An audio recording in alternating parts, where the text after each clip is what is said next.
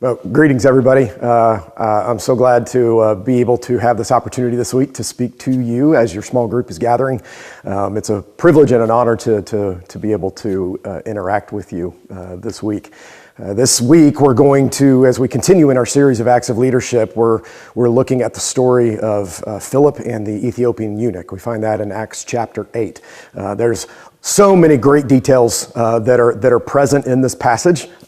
Many that I'll pull out during the sermon. Many that we won't get to as much. But a couple of interesting and kind of key contextual things in this is that one, the Philip that we're talking about here is actually not Philip the disciple. It's Philip the evangelist. He was one of the 7 that was chosen by the apostles back in Acts chapter 6 to help distribute food and to take care of those in need. So this is a different Philip than the one who was of the 12 disciples. What is also interesting is that this Philip, after the people are scattered out of Jerusalem because of the persecution that started, he then is the first one that's talked about who goes to those that would be considered on the outside of the Jewish nation. He's the one who is talked about going to Samaria, and we know all about the differences between Jews and Samaritans going back to the woman at the well, and even the story of the Good Samaritan, the person that they would not have thought would have been the one to help someone in need. But he's the one who first goes to Samaria, and then so he then is the one who is told to go and just be on this road and wait. Be on this road, and he's not told anything else. But then he encounters and hears this individual talking about passages from the book of Isaiah. And he then is the one who speaks to this Ethiopian eunuch, and the Ethiopian eunuch gives his life to Jesus and is baptized. Again, you're going to hear a number of kind of key things that we bring out of this, but the really number one thing that I want to mention is what Pastor Rick introduced this past week. He introduced this idea of, are you a here I am person, or are you a there you are person? When we walk into any scenario, when we get into any relationship, who is it that we're more focused on? Are we more focused on people knowing us, or are we more focused on what is it that we can give or bring to someone else? And in this moment, Philip demonstrates what it is to be a there you are person.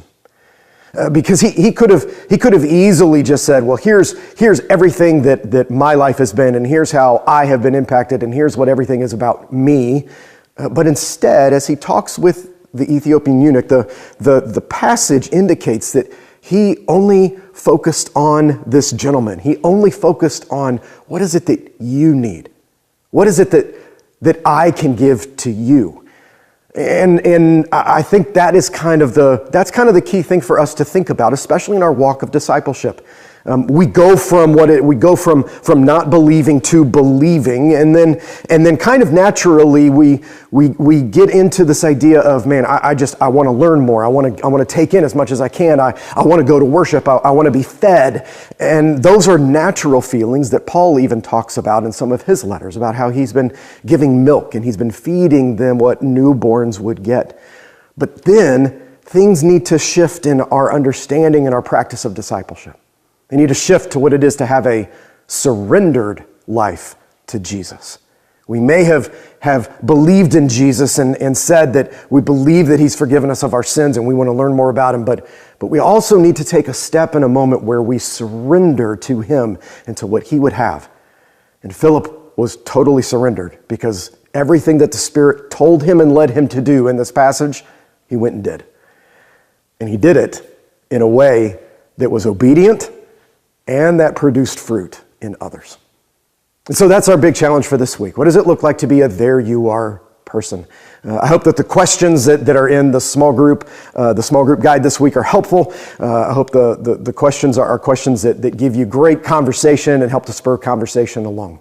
But I would also just encourage you and remind you as small groups, what is our purpose of gathering together in small groups? It's not to solely study the word. It's not solely to simply talk about a sermon. It is more importantly to be together, to be in fellowship, to have good conversation and good sharing, to take care of others' needs, and maybe even to share a meal together. It is about connection and being with others. So prioritize that as you're together, and may this message and this passage just help to spur moments of conversation along as you all take your next steps in your discipleship with Jesus.